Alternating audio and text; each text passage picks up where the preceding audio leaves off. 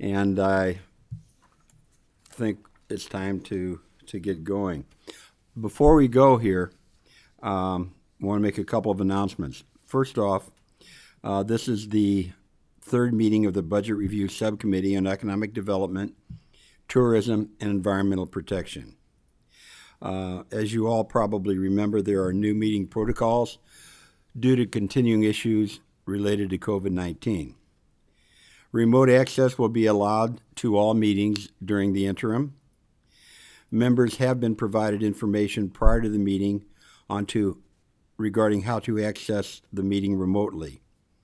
No materials will be provided for this meeting. Members, during roll call, you will need to indicate whether you are present in person, remote from the annex, or remote from the district. At this time, I ask that the roll call be made. Senator McGarvey. I am present in the district. Thank you. Senator Schroeder. Sorry, present in the district. Okay. Senator Smith. Representative Gentry. Present in the district. Representative Hale.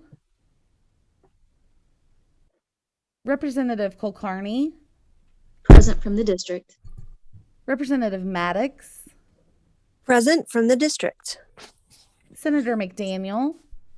Present in the room. Representative Petrie. Representative Weber. Representative Reed. Senator Caslin. Present from the district. Chair Beckler. Present in the room. Do we have enough members for a quorum? Now that we have enough members for the quorum, I would entertain a motion to approve the minutes from the July 7th meeting. We have a motion and a second. All members voting to approve, say aye. Opposed, like sign. Minutes are approved. Thanks, everyone. This morning, we're going to be focusing on the Volkswagen settlement funding update, and I would like to welcome to the meeting Secretary Goodman. Madam Secretary? I'm here. Would you please announce yourself officially for the record, and if you have anyone with you in your room, if they would also address for the record. Well, I am alone at my dining room table, but Kenya Stump, who is the Executive Director of the Office of Energy Policy, will be on this call with us. And my name, for those of you who haven't met me, I think I've met most of you, is Rebecca Goodman, and I'm Secretary of the Kentucky Energy and Environment Cabinet. Thank you. I think I'd like to be at the dining room table myself. Right? No. Well, I can't drive. Oh, so no. Sorry. No. I wouldn't want that. I wouldn't want that. All right. Would you please proceed? I would. So we're here today to talk about where we are on the Volkswagen settlement funding. As most of you are familiar, and as you can see in the appendix to the PowerPoint that we've provided, we've been at this for a while.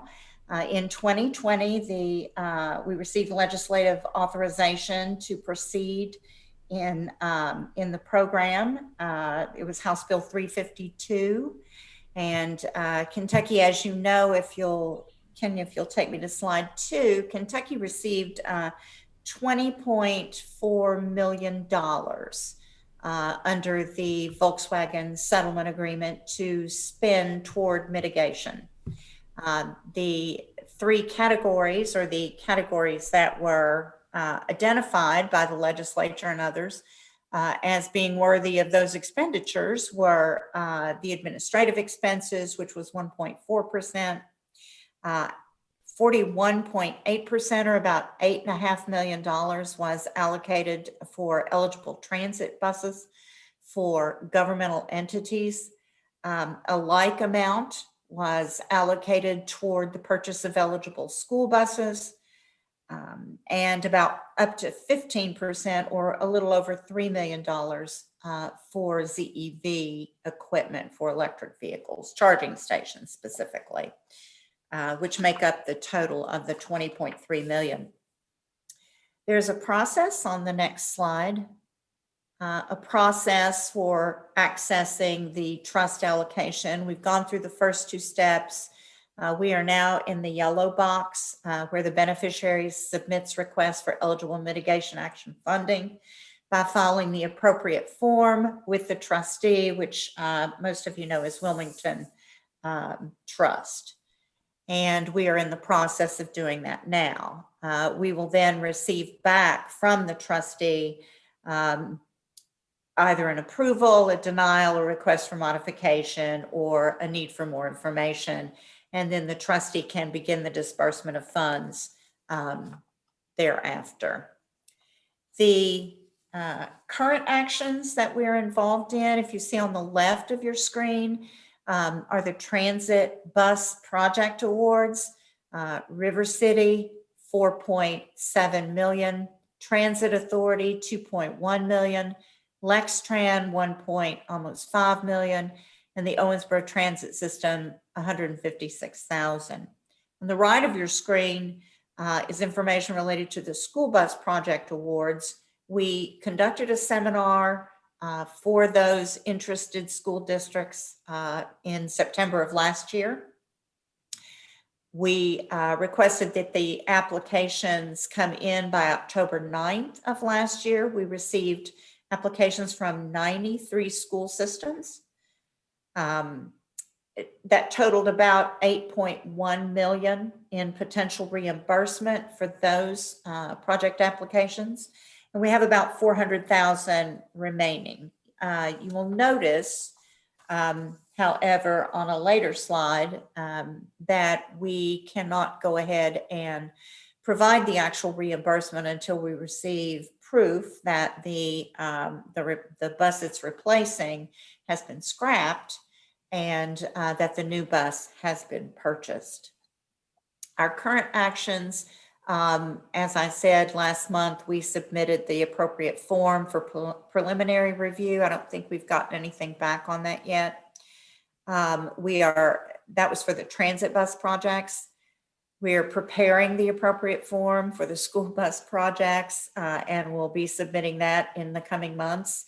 And we have ongoing discussions with potential grant partners for the light duty ZEV supply equipment opportunities. And we hope to come back later in the year, perhaps during the session, I'm not sure, when we've finished those negotiations and have identified the grant partners for that. The next steps in the project are to submit, as I said, the appropriate form for the school bus projects so the trustee can draw down those funds so that we can make those reimbursements to the school districts.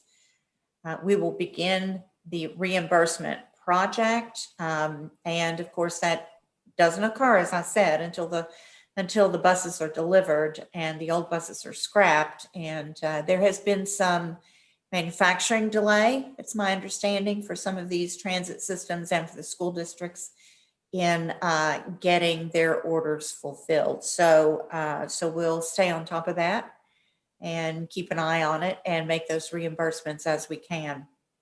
It looks like we are on track. These funds need to be expended within a 10-year period. The 10 years began 2017. So we have until 2027, but we are well into this process. So it looks like we will be able to expend these funds within the time allotted. So that's, unless you have questions, that's pretty much our presentation today, but we'd be happy to take questions. All right.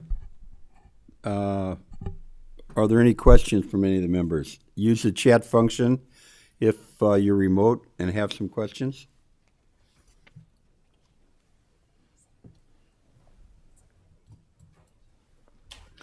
Okay. Senator McDaniel, even though you didn't have to use the chat function. Thank you, Mr. Chairman. And Madam Secretary, thank you. And I tell you, I've been dealing with this VW issue, I think, for roughly 5 years now. And the slide that I like the best of anything I've ever seen is I believe it's number 4, process for accessing Kentucky's VW trust allocation. So let's skip the individual agency action of scrapping the bus and buying the new one. If those actions had already been taken from where we're at right now to the time they should see money in their account, what do you anticipate? It should be in fairly short order. Their applications have to be totally complete, including the proof that they have scrapped the old buses and the purchase invoices and other documentation of receipt of the new buses. So we should be able to expend those funds. I think Kenya might be able to correct me if I'm wrong. Which right. I'll be happy, Secretary, to chime I in. knew she was dying to jump in, but shouldn't be too long. Would you identify yourself for the record, please? Yes, sir. I'm Kenya Stump, Executive Director of the Kentucky Office of Energy Policy. We're overseeing the process of reimbursement of the Volkswagen funding to the eligible entities. We have had preliminary discussions with Wilmington Trust. They anticipate that their review, so we're doing pre-approval of our application to draw down the funds. They anticipate that they should be able to approve that with they have up to 60 days. They anticipate being able to do that in a shorter time period. So at most, we have 75 days before we could do that, but we anticipate that being much shorter than that based on preliminary discussions we've had with Wilmington Trust. So it would be reasonable to expect that if an agency had taken the necessary actions and filed their applications, by the end of 2021, they would have their reimbursement. Oh, definitely. Definitely. All right. Thank you, Mr. Chairman. Thank you. I have a couple of questions.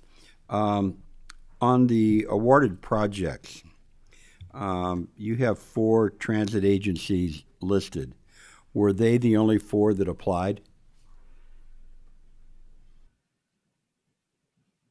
Yes, sir. This is Kenya Stump again. Through our conversations with Kentucky Transportation Cabinet and Eric Perez, which you will hear from, they worked with the transit authorities to identify those eligible projects and those transit authorities that were interested in pursuing these funding. And so our partnership with KYTC, we ended up with these transit systems who signified that they were signaled that they were interested in the funding. So I also might add that they needed to have the requisite federal transit match as well. And so these are transit authorities that have the match. So like, for example, Paducah doesn't have the match or did not apply, from what you know? I think that's a question for Kentucky Transportation Cabinet, Mr. Perez, whether or not they were eligible with the requisite match requirements. Okay.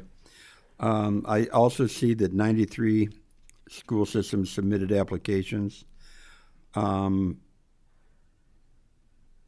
I understand correctly that all 93 are under consideration for getting the money? All 93 were funded. Okay. You talked a little bit about EV charging stations, Madam Secretary. Yes. I have to show my ignorance on EV charging stations. Is there a guideline or something that all EV charging stations have to be the same? All buses have to have the proper connectivity? I think it's standard technology, actually, standardized throughout the industry right now. There are different levels of charging, You have a fast charge and a much slower charge, which is typically used at homes or hotels where people are staying overnight or whatever. And then the fast charge can charge, and I'm no expert either, but the fast charge I understand can charge in 15 minutes to 45 minutes and give you enough charge to go out and drive a couple hundred miles. So Kenya may want to add something to that. Yes, Madam Secretary, the Volkswagen settlement is very prescriptive on universal access of the electric vehicle charging equipment, including complying with ADA accessibility of our charging locations. All the chargers have to be universally accepted by all types of vehicles. So our projects with the charging, whether it be level 2 or DC fast charge, must be able to accommodate all vehicles. Has a determination been made where all of those charging stations will be located? We are currently working with some potential partners that will help us identify locations. Some of those locations are driven by federal highway designations of being an electric vehicle charging corridor, which specifies that chargers must be a certain distance away from each other to ensure that you have a coverage along, like, let's say 64 or 75. So we're working to look at what infrastructure we currently have and then where the gaps are, and where we can then fill in those gaps with these electric vehicle charging so that we can then get federal highway designation in those corridors. So did I understand that there are specific requirements for the charging stations locations? Just federal highways has specific requirements. The Volkswagen settlement does not have specific requirements other than the requirements on the equipment and access. Okay. Now, if I'm not mistaken, for the school buses anyway, it did not necessarily have to be. It could be various types of power. Is that correct? Yes, sir, that is correct. We remained fuel neutral, unlike some other states. So we allowed cleaner diesel, as well as propane or even some other fuel choices, as well as the conversion to electric school buses. Most of our districts chose cleaner diesel and propane. I'm not aware of any of our school districts that applied for funding for an electric school bus. We do have an electric transit bus that KYTC can talk about in their update. And I believe that's with Owensboro Transit Authority.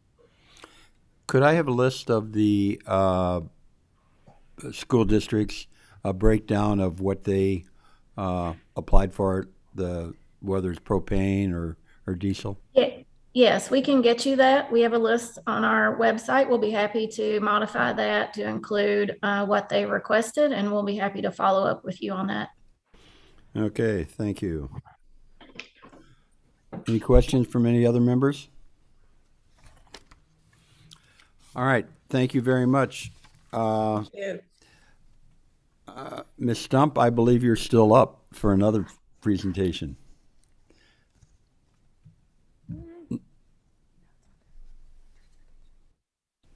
Okay, my mistake.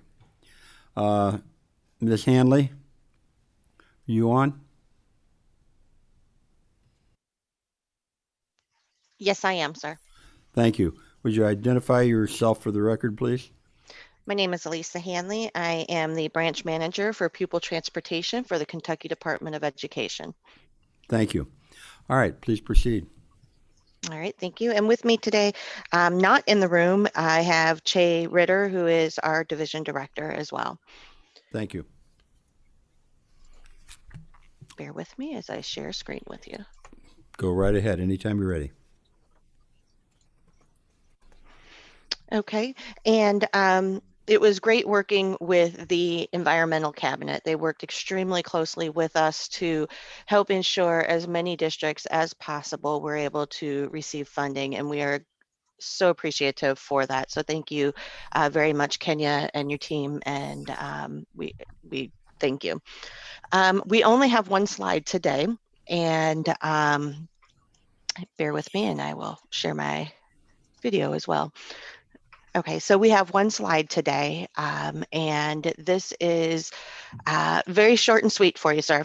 Thank you. For our 2020 inventory, 2020-2021 inventory, we have 9,317 diesel buses, 106 propane, 105 hybrid.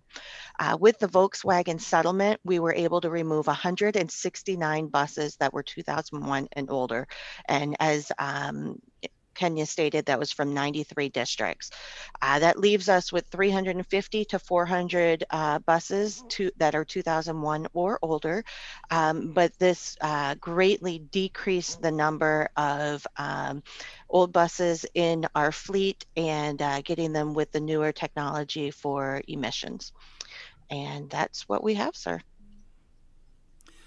Interested to see the hybrid. How long have the hybrid buses been in the inventory?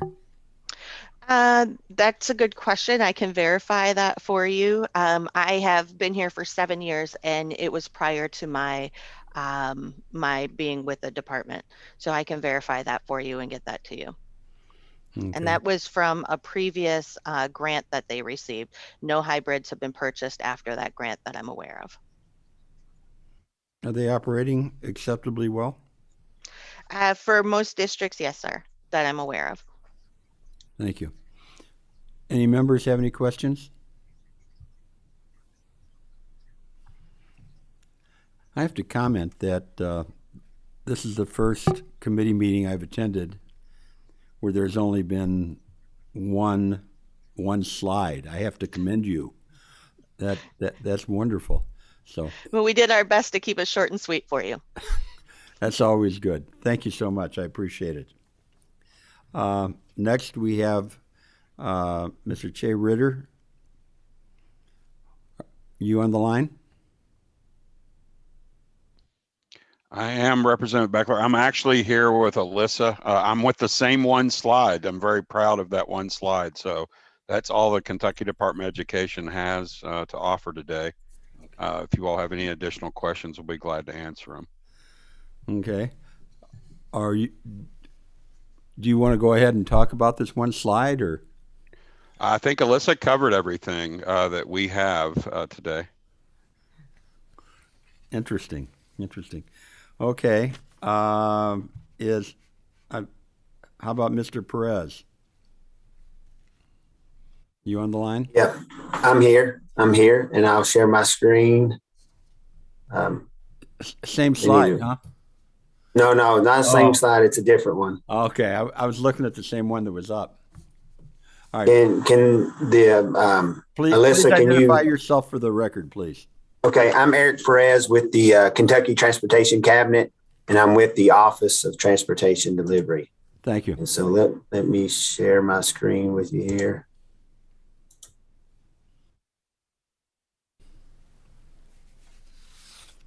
Can you see my PowerPoint there? We can, thanks.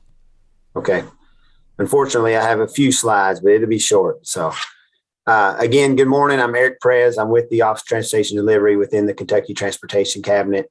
Today, I'm going to give you a brief overview of our use of the Volkswagen settlement funds that were provided to our office for public transit systems throughout the state. I'm going to give you a summary of how we distributed the $8.5 million that Secretary Goodman discussed earlier to the public transit agencies. The goal for these funds were to help replace eligible public transit buses and to lower nitrogen oxide emissions and improve air quality. Priority was given to maximizing federal transit grants. I'll discuss the vehicles being purchased to replace the older, more polluting diesel engines, and as a result, the significant reductions of nitrogen oxide emissions that is estimated to be achieved. Also want to thank the Kentucky Energy Environmental Cabinet as they worked with us on these projects. They helped review and approve the transit projects that were submitted by our office for eligibility. Again, as I already mentioned, there was 4 agencies. I think you asked the question of did Paducah apply or were there any other agencies? And no, we only had the 4 transit agencies that applied, which was the Transit Authority of River City, the Transit Authority of Northern Kentucky, the LexTran, and as well as Owensboro Transit System. All the other transit agencies were aware. However, it's more of the urban systems that have the larger vehicles that would qualify as being eligible buses to be replaced. Paducah Transit Authority does have a few of those larger buses, but they had already received a grant to replace all the buses that they currently had. So first, I want to talk about the Transit Authority of River City, known as TARC, which covers the Louisville area. TARC was awarded $4.8 million towards the purchase of 47 cleaner emission replacement transit buses. 15 of those buses have already been delivered and are in service, and we actually received our first invoice for that this week. It's about $1.3 million. We're currently reviewing the backup documentation, and once we think we have everything in order, we'll send it to EEC, Energy Environmental Cabinet, for their review. Ms. Stump will help look at that, and if everything looks in order, then we'll hopefully be able to make payment to them. The remaining 32 buses are expected by the end of 2021 for TARC, and TARC estimates a lifetime NOx benefit or reduction of 271 tons for all 47 buses. Next is the Transit Authority of Northern Kentucky, known as TANK, which covers the Northern Kentucky area. TANK was awarded $2.1 million towards the purchase of 6 clean diesel replacement buses. One of those buses have already been delivered. They've yet to send us the invoice and backup documentation for that. They're in the process of working on that. And the remaining 5 buses are expected by the spring of 2023. And TANK estimates a lifetime NOx benefit of 2.9 tons for all 6 buses. And again, the reason these buses are taking so long, like Secretary Goodman had already mentioned, there's some delivery issues and things caused by the pandemic. But in general, these buses usually take a year and a half to build once they're ordered anyway. So it usually takes a while to get it. Versus some of the smaller vehicles that our rural transit systems purchase. Next is LexTran, which covers the Lexington, Kentucky area. LexTran was awarded $1.5 million towards the purchase of 4 compressed natural gas and 2 all-electric transit replacement buses. All 6 of their buses are expected by August of 2022, and they estimate a lifetime NOx benefit of 10.9 tons for all 6 buses. And then last is the Owensboro Transit System, which covers the Owensboro area. They were awarded $156,000 towards the purchase of 1 electric bus and an express depot charger. Their electric bus is scheduled to be delivered in January of 2022, and they estimate a lifetime reduction of 7.2 tons. That's it. So thank you for your time. Again, that was short. Please feel free to ask me any questions you may have. Thank you. When I look at the slide for LexTran, they got a total of 6 buses for $1.5 million, but Tank has 6 buses for $2.1 million. Why the difference? The difference for that is, again, this is towards the purchase. So obviously, if you look at TARC's got 47 buses for only $4.8 million. So it's not X amount per bus. They all had federal transit grants already, and some of them need a different match for those grants depending on their project. And so some of them are being matched at like as much up to 80% and some 20%, some 50%. It was just based on their requests that they had need for. So like majority of TARC's grants, they got a big grant from the Federal Transit Administration, I think for about $17 million. They only needed a 20% match for that. Okay. In your slides, you talk about the reduction of tons for all buses. That's total. That's not each bus, correct? Right. Yep. That's total. And again, the transit agencies are the one that provided that estimate, and I think they can go online. There's a calculator that they use to develop that, and it differs if you look across them. It doesn't always seem to equal out because it's the type of bus that they're buying, as well as some of them might travel more miles than the other, so therefore they're reducing more emissions because of that. And they have to get rid of the buses that they replace too, correct? Yes, they have to scrap them, which means to render them inoperable. They're required to cut a 3-inch hole in the engine block, and also on the chassis they have to cut the rails completely in half. And so once they do that and they get the new bus, they send us pictures of that with all the backup documentation, and we verify that before we will reimburse them.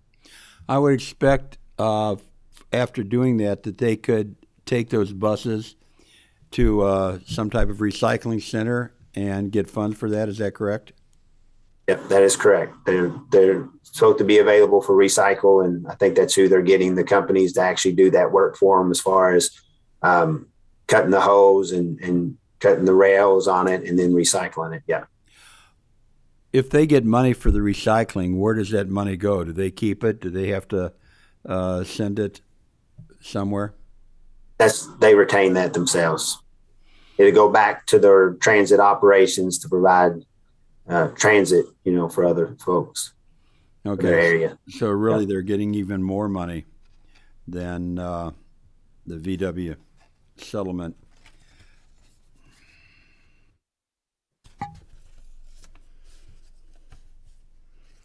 All right. Do we have any questions from any of the members, either remotely or in the room? Well, we don't. So this may be a record for a committee meeting, 1.5 hour. So I thank you all for your presentations. Keep up the good work. And at this time, I will accept a motion